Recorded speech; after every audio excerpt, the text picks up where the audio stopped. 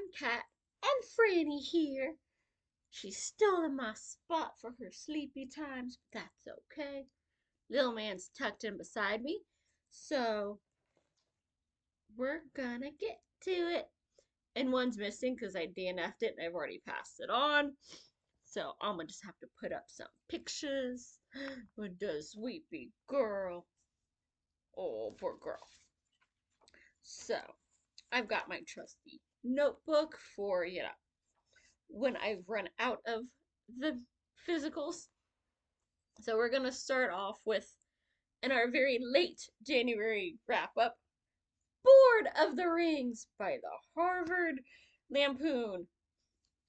And this book, I mean, look how little it is. It is tiny, it's skinny, it's barely 200 pages.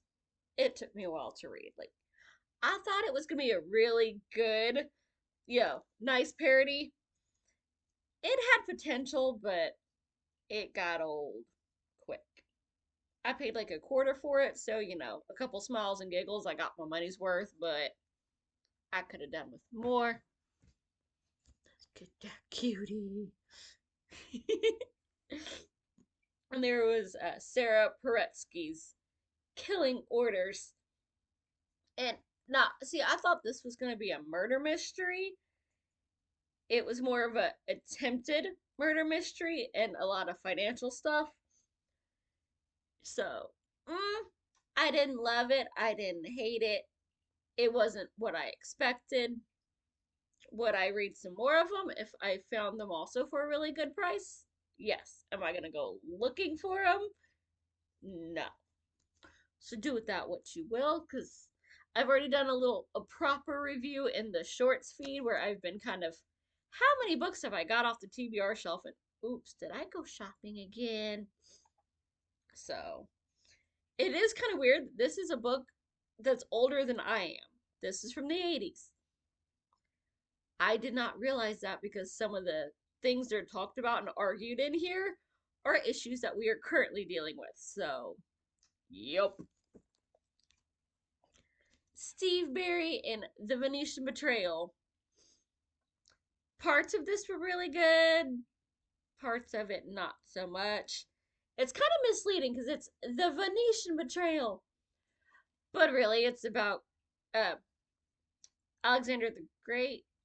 Yeah, I want to say Genghis Khan, but that's a different one of his books. It's about Alexander the Great and, some current day leader basically trying to pick up where he left off and one up him. But there is a lot of action, there is some snark. Some of it I very much saw coming. Some of it, I'm surprised. I thought they was gonna do that, and then they didn't. So, like, we've got some twists, some turns, some like subplots going on. This is very early on in the Cotton Malone series, which is basically his version of the Sigma Force, but it's a one-man show with some friends. James Rollins still does it better, but I might be biased. I like a little bit more action. This gets a little bit more heavy on the history and kind of lacks on the cool, like bringing it into the current day science stuff and the niche tech things. We did have one really cool thing that I liked, but I don't want to spoil that. But the pyro in me was very, very happy. So, yep, I loved it. I was bored of it. I loved it some more. I kind of liked it. Again, do with that what you will. If you have more patience or like more history, it's probably a better book for you. I was mad at this one. I went in, like, I love the movies. I could not follow a good bit of this. They were making leaps and bounds that apparently I'm not very smart because I did not, go to those same places based on the information given. And there were quite a few changes from what I remember.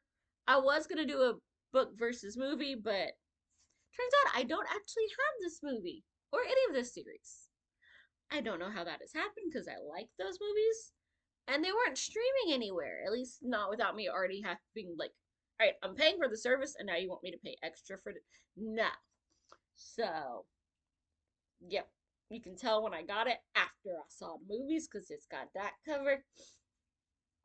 And yeah, we're bouncing all over the world. It's a spy thriller, but it got too much into the spy stuff and not enough into the thrill stuff. And it made me feel stupid, which I don't like. So, will I read more of this? Maybe eventually. Was it bad? No. Did I love it? Also no. And then there's one that I did love. Yay! Fate Be Changed, a Disney twisted tale about the best princess. Then you're wrong. Can't believe you finally see a Disney movie and you say it's not amazing.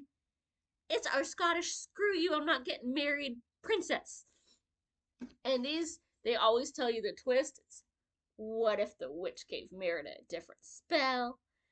And it was so freaking good, which and there's also makes me question of why did she need it? Because yeah, some things should have been different, but it was freaking Merida and Bears and her mom. It was not the same story because it's been twisted, but it was still like if you love the movie, you gonna love this book. Like that's all I gotta say. You gonna love my girl. And then there was a book that I passed on to a coworker. I got it from a coworker who only made it 3 chapters. I beat him. I made it 5. He said it was disturbing. I found it obnoxious because every single chapter was several hundred years later, and just it didn't feel cohesive to me. Maybe it would have gotten that way later because it was written in that particular book, which is the first of a trilogy, was written in 3 parts. I got halfway through the first part, wasn't feeling it, but it was Destroying Angel by Bernard King, and I'll have to find a picture and put it somewhere without blocking the big girl. But we start off with in 63,000 BC, and the I think there were Neanderthals at that point. I can't keep up with the various when we changed over to all right, now we're calling them this part of the timeline before we became our current status of human. But we had some grunting oh my goshness and something came from the sky, and yeah, apparently creepy angelish things and magic, and everyone also had the theme of we must kill or assault this woman for the good of everyone, because that's how our culture works. If you don't, then the crops won't grow unless we you know abuse this virgin. Yeah, not just it didn't go into graphic detail, but yeah, we knew what's up. And then I read some ebooks because you know how your girl did. Murder Your Employer by Rupert Holmes. Rupert Holmes. I read this at work, and yet they did not take the hint and give me the what I wanted. They're clearly not paying enough attention. It is exactly what it sounds like. We have 3 people that are like, some of these pricks that I work for, like, they need to learn their lesson. And mm. they like they get kidnapped off to this school that teaches them. I was like, yep, your person deserves to get it. We're gonna teach you how to do it without getting caught, and here's like how they went about it so you can kind of learn from what they did right and what they did wrong. And anyone that has worked like ever and dealt with customers and management and all that stuff, it is so satisfying to watch them get it. It's like you. So yeah, this was a very therapeutic book. It's like, yeah, I don't have the luck that I'd get away with it, but kind of like all the other stories where I'm like, yay, let this billionaire bite it in the same way that he was trying to get us. It's just poetic justice. It just makes my heart happy. And there was Sinister Magic by Lindsay Broker. This one, it was an urban fantasy because y'all know I love me some good urban fantasy. And it just was so freaking fun. We had magic, we had some family stuff, we had dragons that are actually one of the least likable characters because they're just arrogant pricks. I'm gonna rule the world, and you should bow down and say thank you for getting to be my slave, and let me, toss you out as bait to kill when I feel like. You're welcome. So yeah, screw the dragons, but not that way. Even if they are hot when they shift into their human form, and it is fun watching him get put in his place because like you're hot. You were hot, and then you opened your mouth, and I'm gonna need to tell you some things. So, this was the first in a series. I'm eventually gonna need to get my hands on some more. And in this next book, I only finished it because I got it as a Good Reads giveaway. I thought it was gonna be, a novel. No, no, no, no, no. That is not what this was at all. It was a philosophy lesson set in a beautiful, fictitious, well, based on, reality history, but with, fictional characters talking at each other that's really just giving you a philosophy lesson. It's Alchemist's Dream in Constantinople by Emile Pellegrino. And if you like really love philosophy and you just want to like have people having a debate about it because you don't actually have anybody with you to debate, so like you can just read both sides, but it's in a beautiful setting, then this is perfect. But it was sold not as a philosophy lesson, but as a like mystical ties to Atlantis, like alchemical fiction novel. Like I wanted some alchemy. I wanted them to take a trip somewhere. Like I wanted to see how is this tied to Atlantis, other than supposedly it exists because a philosopher mentioned it in a story. And we're like, hey, we're going on a trip. We're leaving Constantinople, and we're gonna go find out how to be grown-ups and leave this school. And I think they make it. It's never really clear because it's just like here's a little bit of setting and this person kind of sucks. And let's go back to our discussion at the base of this setting. That's this setting is focused to talk about something, but we never really talk about it or go anywhere or do anything. And yeah, I would have DNF'd it in like 3%, but I won it in exchange for a review. I feel like I should give it a review. It was so not for me, clearly. Now, this next book, on the other hand, it was for me. Rogue and the Peasant by Amberly Martin is like, fairy godmothers series. So, the fairy godmothers, they're the butlers of the fairy tale world. And as we all know, the butlers are sneaky and they have the best freaking lines and everything. So I was excited for this. And we didn't get a lot of the fairy godmother, who, dude, when we do, mm, but it was so good. Like, there were elements to a bunch of different fairy tales. At first, I'm like, all right, this is Cinderella, because, we get the, chick that's kind of, having to be like the maid, and then she gets taken off in this carriage that turns into a pumpkin with mice. It's very obvious, but then we get nods to, we get mirrors and we get some other fairy tales going on. I'm like, what in the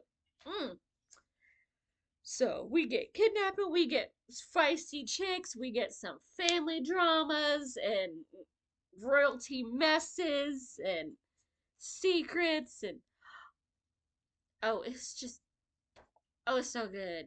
There are so monsters and mashups and magic, and some of the bad is bad, some of the bad is actually good.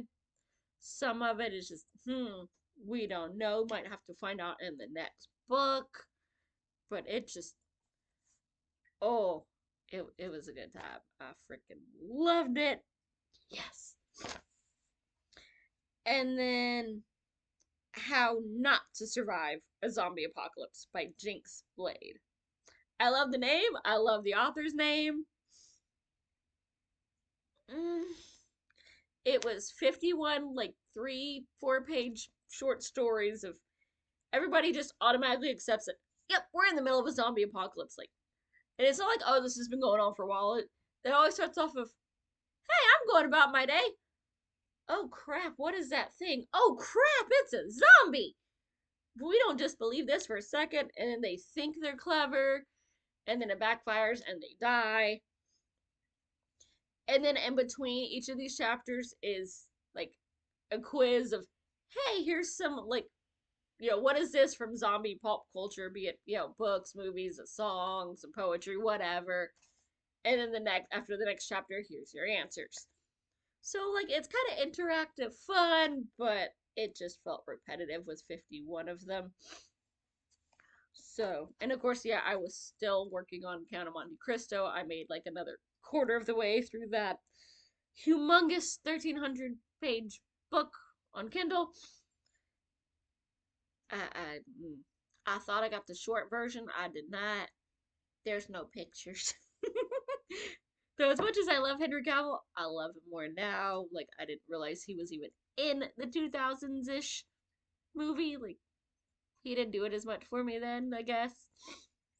But now, if they want to remake and let him be like the Count, I will happily rewatch that one.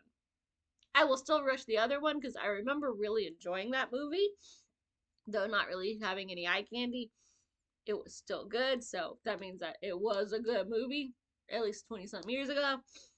So we'll see how that goes. Will I finish it February? Probably not. As of recording this on the 7th, I'm only like 50 something% in. And my, ebook reading is about to go downhill because of some things that's. But how has your month been going? Did you have any good ones, any bad ones? Do any of these sound like something you're going to pick up or now avoid? Drop a line, let me know. I will see you soon. Bye. Happy reading.